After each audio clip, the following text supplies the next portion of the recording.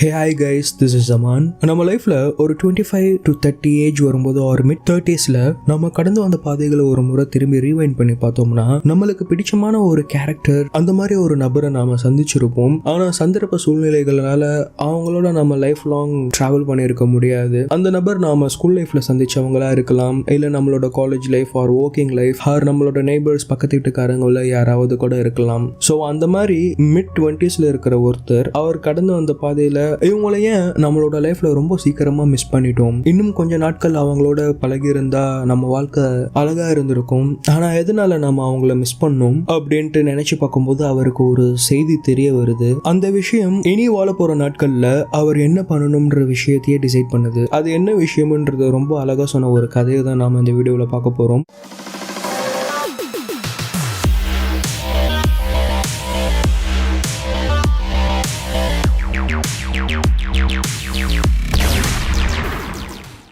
கதையோட ஆரம்பத்தில் லீமோ அப்படின்ற ஒரு பையன் புதுசாக ஒரு அப்பார்ட்மெண்ட்டுக்கு குடியேறான். வெக்கேட் பண்ணும்போது ஹெல்ப்புக்காக அவனோட ஃப்ரெண்டு சான்ட்டு ஒரு பையனை கூப்பிட்டுருப்பான். இவங்க ரெண்டு பேரும் ஸ்கூல் லைஃப்ல இருந்தே நல்ல க்ளோஸ் ஃப்ரெண்ட்ஸ். அப்போ சான், ஏண்டா லீமோ, நீ வாங்குற சம்பளத்துக்கு இப்போ தனியாக ஒரு அப்பார்ட்மெண்ட்லாம் தேவையாடுன்ட்டு சொல்லி கேட்குறான். அதுக்கு லீமோ, அட நீ வேற ஏமாச்சான், வேலையில தாங்க டார்ச்சர் பண்ணுறாங்கன்னு பார்த்தா வீட்லேயும் போட்டு டார்ச்சர் பண்ணுறாங்களா? ஒர்க் ஹவர்ஸ் போக நான் வீட்லேயும் வந்து இந்த ப்ராஜெக்ட்லாம் ரெடி பண்ணி கொடுத்தா இந்த மேனேஜர் அப்ரூவ் பண்ணவே மாட்டேன்றான். நல்லா படிச்சுட்டு ஆரம்பத்தில் இந்த வேலைக்கு வரும்போது இருந்த ஆர்வம் என்னன்னே தெரியல, இப்பெல்லாம் கொஞ்சம் கொஞ்சமா ஃபேட் அவுட் ஆயிட்டே இருக்கடா. இதுக்காகவா இவ்வளவு கஷ்டப்பட்டு படிச்சேன், இந்த காலேஜ் சேர்ந்து இந்த வேலையெல்லாம் கண்டுபிடிச்சேன்ட்டு என்னென்னமோ தாட்ஸ் தோணிட்டே இருக்கடா. அதான் கொஞ்ச நாள் ரிலாக்ஸா இருக்கலான்ட்டு தனியா இந்த அப்பார்ட்மெண்ட் பிடிச்சிருக்கேன்ட்டு சொல்லி சொல்றான். அதுக்கு சான், அடப்பாவி நீ ஏன்டா இப்படி திங்க் பண்ற, நான்லாம் நல்லா படிக்கலையே, உனக்கு கிடைச்ச மாதிரி ஒரு வேலை எனக்கு கிடைக்கலையேன்ட்டு ஃபீல் பண்ணாத நாளே கிடையாதுன்ட்டு சொல்லி சொல்றான். அது சரி, என்ன பண்றது, யார் யாருக்கு என்ன நடக்கணுமோ அது தானே நடக்கும்ட்டு சொல்லி பேசிட்டு இருக்காங்க.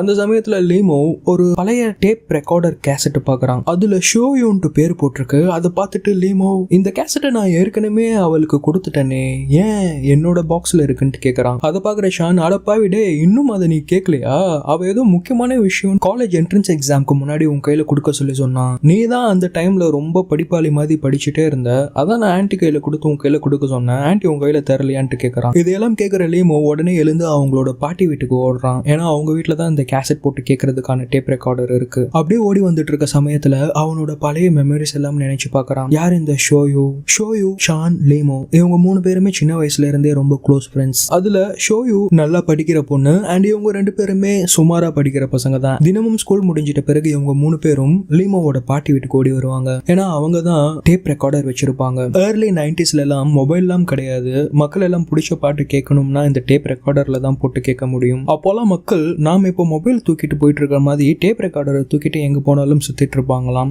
லீமோவோட பாட்டியும் தாத்தாவும் எங்கேயும் வேலைக்கெல்லாம் போல இல்லையா, அதனாலதான் அவங்க டேப் ரெக்கார்டர் மட்டும் வீட்லயே இருக்கு. இவங்க மூணு பேரும் இவங்களுக்கு பிடிச்ச பாட்டு கேசட் எடுத்துட்டு வந்து போட்டு கேட்டுட்டு இருப்பாங்க. அப்ப மூணு பேருக்கும் சண்டை வரும், யாருக்கு பிடிச்ச பாட்டை ஃபர்ஸ்ட் கேட்கலாம்ட்டு. அப்ப லீமோ ஷூவுக்கு பிடிச்ச பாட்டை ஃபர்ஸ்ட் கேட்கலாம்ட்டு சொல்லுவான். ஷூயோ லீமோக்கு பிடிச்ச பாட்டை ஃபர்ஸ்ட் கேட்கலாம்ட்டு சொல்லுவா. இதையெல்லாம் பாக்குற சான் கடுப்பாகி, ஏண்டா நீங்க என்ன லவ்வா பண்றீங்க, நீ என்னன்னா அவளுக்கு பிடிச்சதை ஃபர்ஸ்ட் கேட்கலாமன்ற, அவ என்னன்னா உனக்கு பிடிச்சதை ஃபர்ஸ்ட் கேட்கலாமன்றா, நான் ஒருத்தங்க இருக்கிறதே மறந்துட்டீங்களான்ட்டு சொல்லிட்டு மாத்தி மாத்தி சண்டை போட்டுட்டு இருப்பாங்க. எப்படியோ ஒரு வழியா சமாதானமாகி பாட்டெல்லாம் கேட்டு முடிச்சிட்ட பிறகு ஷான் சைக்கிள் அவன் வீட்டுக்கு போயிடுவான். ஷோயோ நடந்து அவங்க வீட்டுக்கு போயிடுவாங்க. அன்னைக்கு ஒரு நாள் அந்த மாதிரி பாட்டு கேட்டுட்டு வீட்டுக்கு போற சமயத்துல ஷோயோ ரோட்ல கழுத்தடிக்கி கீழே விழுந்துடுறா. அதை பாக்குற லீமோவோட தாத்தா ஷோயோ பத்திரமா கூட்டிட்டு போய் அவ வீட்டுல விட்டுட்டு வாடான்ட்டு சொல்லி லீமோ அனுப்பி வைக்கிறாரு. நடக்க முடியாத ஷோவை லீமோ உப்பு மூட்டை தூக்கி போயிட்டு இருக்கான். அந்த சமயத்துல ஷோவோ, ஹே லீமோ, உனக்கு ஏதாச்சும் தோணுதா, நான் வீட்டா இருக்கேனா வீட்டு இல்லையா, பரவாயில்ல என்ன ஈஸியா தூக்கிட்டியே அப்படி இப்படின்ட்டு பேசிட்டு வராங்க. லீமோ, எனக்குலாம் எதுவும் தோணலப்பா, நானே அடுத்த வாரம் மேக்ஸ் எக்ஸாம்க்கு என்ன பண்ண போறதுன்னு தெரியாம யோசிச்சுட்டு இருக்கேன். உனக்கு என்ன, நீ நல்லா படிக்கிற பொண்ணு, என்னதான் படிச்சாலும் என் மண்டையில ஏற மாட்டேன்னுட்டு சொல்லி சொல்றான். அதை கேட்கிற ஷோயோ, எப்பா உனக்கு எதுவுமே தோண தேவலடா, நீ எல்லாம் இனிமேல் பாட்டே கேட்காதடான்ட்டு சொல்லி சொல்றாங்க. அப்படியே பேசிட்டு ஒரு எம்டி கேசட்டை லீமோ கையில கொடுத்து, இந்த காலை வச்சுட்டு என்னால நாளைக்கு ஸ்கூல் வர முடியுமான்ட்டு தெரியல, நாளைக்கு கிளாஸ்ல நடக்கிற எல்லாத்தையும் எனக்கு ரெக்கார்ட் பண்ணி கொடுடா கொடுடா, டீச்சர்ஸ் பேசுறத மட்டும் ரெக்கார்ட் பண்ணாத, நீயும் ஏதாச்சும் இடையில பேசி ரெக்கார்ட் பண்ணி கொடு அப்படின்ட்டு சொல்றாங்க. அடுத்த நாள் லீமோ டேப் ரெக்கார்டர் கிளாஸ்க்கு எடுத்துட்டு போய் டீச்சர்ஸ் நடத்துற கிளாஸ் எல்லாத்தையும் ரெக்கார்ட் பண்ணிட்டு இருக்கான். அப்போ ஒரு டீச்சர் கிட்ட மாட்டிக்கிறான். என்னப்பா நீ என்ன ஏதாவது சிங்கர் ஆக போறியா, கிளாஸ்லயே வந்து ஏதோ ரெக்கார்ட் பண்ணிட்டு இருக்க அப்படின்ட்டு கலாய்கிறாரு. கிளாஸ் பசங்க எல்லாம் சிரிக்கிறாங்க. ஈவினிங் ஸ்கூல் முடிஞ்சிட்ட பிறகு அந்த கேசட்டை ஷோயுவோட அம்மா கையில கொடுக்க சொல்லிட்டு லீமோ கிளம்பிடுறான். ஆரம்பத்துல ஷோயு நம்பவே இல்ல லீமோ கிளாஸுக்கு டேப் ரெக்கார்டர் எடுத்துட்டு போயிட்டு ரெக்கார்ட்லாம் பண்ணிருப்பான்ட்டு. ஆனா அந்த கேசட்டை வாங்கி கேட்கிற ஷோயு ரொம்ப பிளசண்டா ஃபீல் பண்றாங்க. கிளாஸ்ல சார் அவனை கலாய்ச்சது, பசங்க எல்லாம் சிரிச்சது, கிளாஸை மட்டும் ரெக்கார்ட் பண்ணாம இவனையும் இடையில ஏதாவது பேசி ரெக்கார்ட் பண்ண சொன்னாங்க இல்லையா.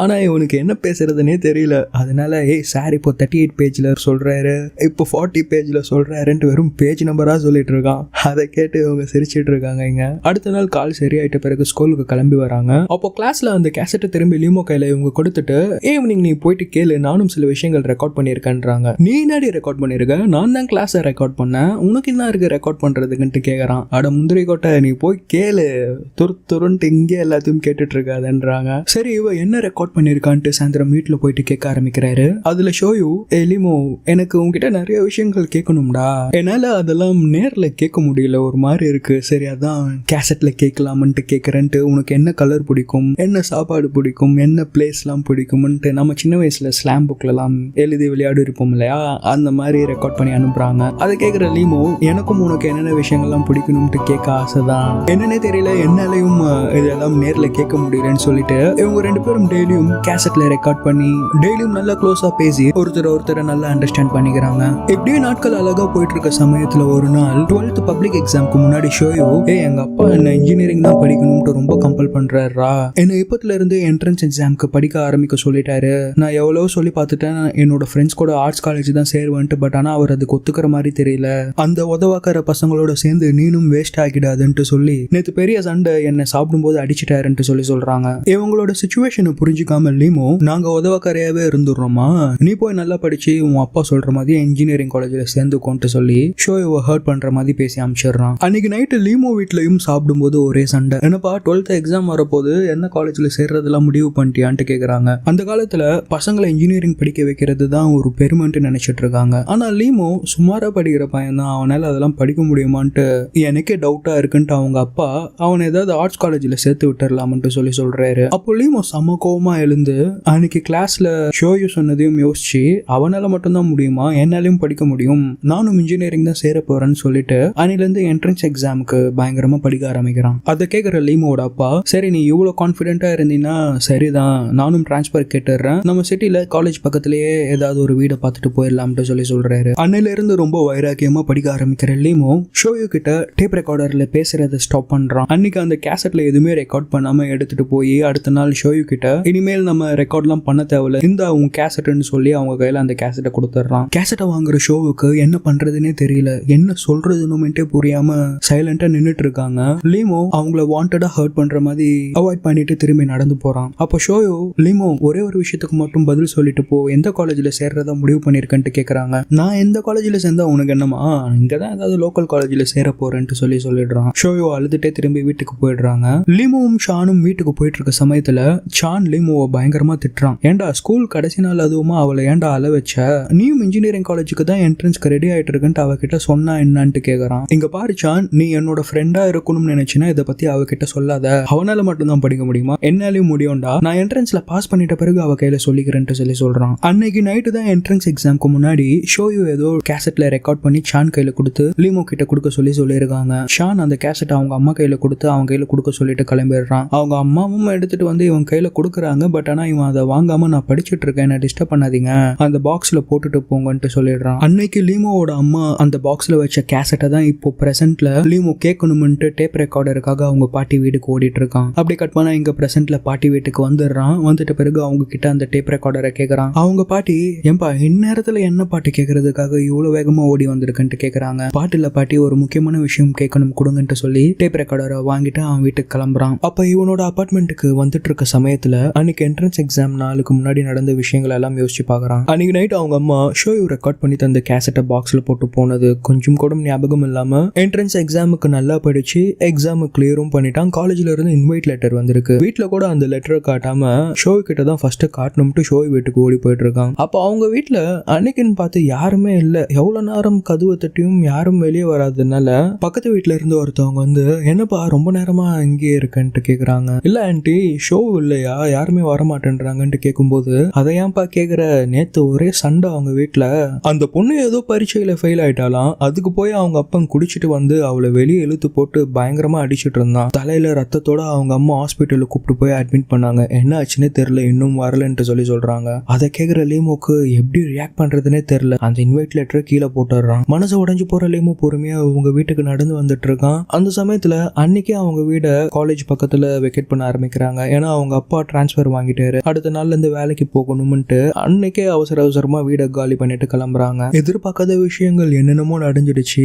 லீமோக்கு என்ன பண்றதுன்னே தெரியல. காலி பண்ண வந்த வண்டியிலே ஏறி உட்காந்து போயிட்டு இருக்கான். அவனோட நினைப்பெல்லாம் இனிமே நம்மளால ஷோவை பார்க்கவே முடியாதான்ட்டு யோசிச்சு போயிட்டு இருக்கான். அப்போ அவங்க வழக்கமா ஸ்கூலுக்கு போற வழியில இருக்க பிரிட்ஜை கிராஸ் பண்ணி போயிட்டு இருக்காங்க. அந்த சமயத்துல ஷோயு யாருக்கும் தெரியாம ஹாஸ்பிட்டல்ல இருந்து வந்து அந்த பிரிட்ஜ் மேல வந்து நின்னு லீமோக்கு கை கட்டுறாங்க. லீமோ, நீ எக்ஸாம் கிளியர் பண்ணிட்டதா சான்ஸ் சொன்னா, சூப்பர், நல்லா படி, ஆல் தி பெஸ்ட், உடம்ப நல்லா பாத்துக்கோன்னு சொல்லிட்டு அவனுக்கு டாடா சொல்லி அனுப்பிச்சிட்டு இருக்காங்க. இதெல்லாம் பாக்குற லீமோக்கு எப்படி ரியாக்ட் பண்றதுன்னே தெரியல. அப்படியே டெம்போ கொஞ்சம் கொஞ்சமா தூரமா போற மாதிரி இவங்க வாழ்க்கையிலும் ரெண்டு பேரும் கொஞ்சம் கொஞ்சமா தூரமா போயிட்டாங்க. அப்படியே கட் பண்ணா ஆஃப்டர் 3 years லிமோ வீட்டுல காட்டுறாங்க. அன்னைக்கு லிமோ வீட்டுல இருக்கிற எல்லாரும் அவங்களோட பாட்டியை பார்க்கலாம்ட்டு வந்திருப்பாங்க. லிமோ இங்க வந்திருக்கிறத கேள்விப்பட்ட ஷோயு, ஆஹா, இந்த நாளுக்கு தான் வெயிட் பண்ணிட்டு இருந்தேன், 3 வருஷம் கழிச்சு லீமோவை பார்க்க போறோம்ட்டு செம எக்ஸைட்டடா வராங்க. ஆனா அவங்களுக்கு இருக்கிற எக்ஸைட்மெண்ட்ல பாதி கூட லீமோ கிட்ட இல்ல. அவன் பாட்டுன்னு ஏதோ டிராயிங் பண்ணிட்டு லேட்டஸ்டா வந்து சிடி பிளேயர்ல பாட்டு கேட்டுட்டு இருக்கான். அவன் பக்கத்துல வந்து உட்கார்ற ஷோயு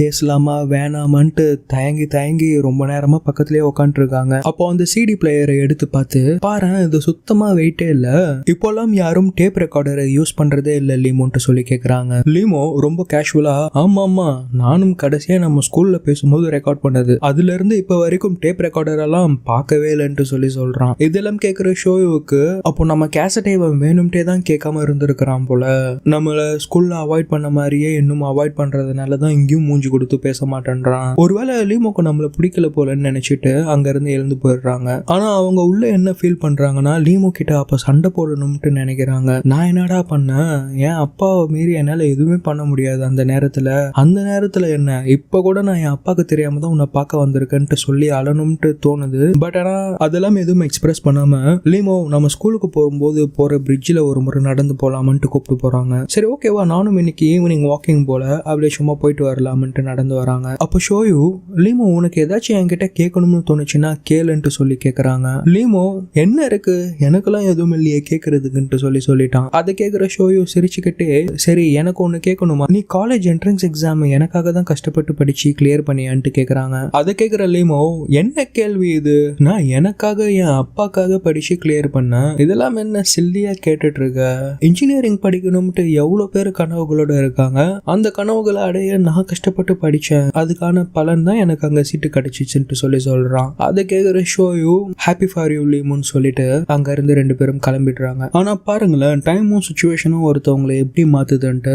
லீமோ ஷோ கூட ஒன்னா காலேஜ் படிக்கணும்ன்றதுக்காக தான் அந்த எக்ஸாம் கஷ்டப்பட்டு படிச்சு கிளியர் பண்ணான். ஆனா இப்போ அவங்க கிட்ட அவனுக்காக படிச்சதா சொல்லிட்டான். அதுக்கப்புறமா அப்படியே கொஞ்சம் மாசம் கழிச்சு ஷோயுக்கு போஸ்ட் கிராஜுவேட் படிக்கிறதுக்காக அமெரிக்கால இருந்து ஒரு யூனிவர்சிட்டியில ஸ்காலர்ஷிப் கிடைச்சிருக்கும். அதுக்காக ஷோயு அமெரிக்கா கிளம்பிடுறாங்க. இந்த விஷயம் யாரோ ஒரு 3வது மனுஷங்க மூலியமா சானுக்கும் லீமோக்கும் தெரிய வருது. அப்போ சான் நம்மளை விட்டு எவ்வளவு தூரம் போறா, ஆனா நம்ம கிட்ட ஒரு வார்த்தை கூட சொல்லாம போயிட்டா பாடுறா, அவளுக்கு எப்படின்னு தெரியல, உனக்கும் எப்படின்ட்டு தெரியல, நம்ம ஃப்ரெண்ட்ஷிப்பை நான் தாண்டா ரொம்ப மிஸ் பண்றேன், அவளை நான் ரொம்ப மிஸ் பண்ணுவேன்ட்டு சொல்றான். இப்போ பிரசன்ட்ல இந்த விஷயங்கள் எல்லாத்தையும் நினைச்சு பார்த்துட்டு டேப் ரெக்கார்டர் எடுத்துட்டு அவரோட அபார்ட்மெண்ட்டுக்கு வந்து அந்த கேசட்டை போட்டு கேட்கிறாரு. அதுல ஷோயு, டெய்லியும் இங்க பாரு, உனக்கே தெரியும் என்னால அப்பாவை மீறி எதுவும் பண்ண முடியாதுன்ட்டு, அதுக்காக இந்த மாதிரி ஸ்கூல்ல பேசாமலாம் இருக்காத, காலேஜ் ஒன்னா படிக்கலன்னா என்ன, நாம இங்க தானே பக்கத்துல இருக்க போறோம், எப்பயும் ஃப்ரெண்ட்ஸா இருக்கலாம்ட்டு சொல்றாங்க. சரி, பிடி கிளாஸ்ல விளையாடும் போது எதுக்கு கீழே விழுந்து காலை உடைச்சுக்கிட்ட,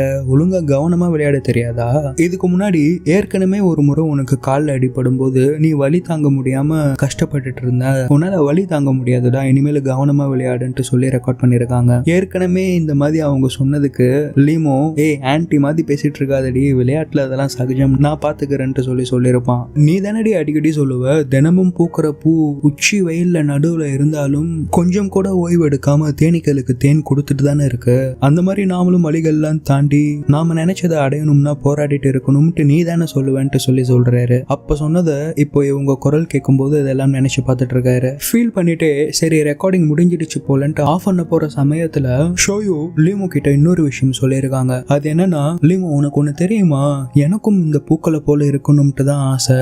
என் அப்பா கூட போராடி என் நண்பர்களோட ஏதாவது ஆர்ட்ஸ் காலேஜ்லயே நல்லா படிச்சு ஒரு நல்ல வேலைக்கு போறேன்ட்டு சொல்லணும்ட்டு தான் ஆசை. ஆனா அவர் அதெல்லாம் கேட்குற நிலைமையில இல்ல. ஸோ அதனால நான் இந்த என்ட்ரன்ஸ் எக்ஸாமை கிளியர் பண்ண மாட்டேன். நாம ஒன்னாவே ஏதாவது ஆர்ட்ஸ் காலேஜில் படிச்சுட்டு எப்பயும் ஒன்னாவே ஃப்ரெண்ட்ஸா இருக்கலாம்ட்டு ரெக்கார்ட் பண்ணியிருக்காங்க. இப்போ கரண்ட்ல இதை கேட்குற லீமோ பயங்கரமா ஆள ஆரம்பிக்கிறாரு. ஏன்னா அந்த ரெக்கார்டிங்ல ஷோயு கடைசியில சொன்னது போய். அவங்களுக்கு ஆர்ட்ஸ்லாம் படிக்கணும்ட்டு ஆசை கிடையாது, இன்ஜினியரிங் படிக்கணும்ட்டு தான் ரொம்ப ஆசை. லீமோ கூட ஒன்னா இருக்கணும்ன்றதுக்காக அவங்க ஆசையே இன்ஜினியரிங் படிக்கிறது கிடையாது, ஆர்ட்ஸ் படிக்கிறது தான்ட்டு போய் சொல்லியிருக்காங்க. நமக்கு பிடிச்சவங்களை மிஸ் பண்ணிடக்கூடாதுன்ட்டு ஆசைப்பட்ட விஷயத்தையே ஒருத்தவங்க தூக்கி போட தயாரா இருக்கும்போது நான் தான் சுயநலமா எனக்காக படிச்சேன், என் பேரண்ட்ஸுக்காக படிச்சேன்ட்டு ஷோவுக்கிட்டே நேரா சொல்லி அவளை கஷ்டப்படுத்திட்டேன்ட்டு இப்போ ஃபீல் பண்ணிட்டு இருக்காரு. இப்போ எனக்கு கடவுள் ஒரு வரம் கொடுத்தா எனக்கு சின்ன வயசுல கிடைச்ச நண்பர்கள் அப்படியே இப்போயும் வேணும்ட்டு கேப்பன்ட்டு சொல்லி ஃபீல் பண்றாரு. இந்த விஷயங்கள்லாம் தெரிய வந்ததுக்கு அப்புறம் அவரால் இன்ஜினியரிங் படிச்சுட்டு பாக்குற வேலையை கண்டினியூ பண்ண முடியல. அதனால ஒரு ரெஸ்டாரண்ட் ஓபன் பண்ணி அங்கேயே வேலை பார்த்துட்டு இருக்காரு. அப்புறம் கொஞ்சம் வருஷங்கள் கழிச்சு ஒரு நாள் ஒரு பொண்ணு கதவை திறந்து வெயிலுக்கு நடுவுல அந்த பூத்து குலுங்குற பூ மாதிரி நிக்கிறாங்க. பார்த்த உடனே அவர் கண்டுபிடிச்சிடுறாரு அது அவரோட ஃப்ரெண்டு ஷோயு தான்ட்டு. ரெண்டு பேரும் கொஞ்ச நேரம் எதுவும் பேசாம அப்படியே நின்று ஒருத்தரை பார்த்து சிரிச்சுக்கிறாங்க. அப்படியே படத்தையும் முடிச்சிடுறாங்க. ஸோ ஒருத்தவங்களை ஹர்ட் பண்ணிட்டு தான் நாம ஒரு விஷயம் பண்ணணும்னா அப்படி ஒரு விஷயம் பண்ணணுமா, அப்படி பண்ணாலும் அதுல ஃபுல்லஸ்ட் ஜாய் கிடைக்குமான்ட்டு தெரியல. ஆனா அதனால இவங்க ரெண்டு பேரும் பிரிஞ்ச மாதிரி நமக்கு பிடிச்சமான நபர்களை மிஸ் பண்றதுக்கு நிறைய வாய்ப்பு இருக்கு. ஸோ உங்களுக்கு பிடிச்ச பர்சனை மிஸ் பண்ணிடாதீங்க.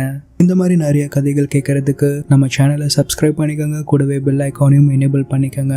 அடுத்த வீடியோவில் மீட் பண்ணுவோம். until then take care.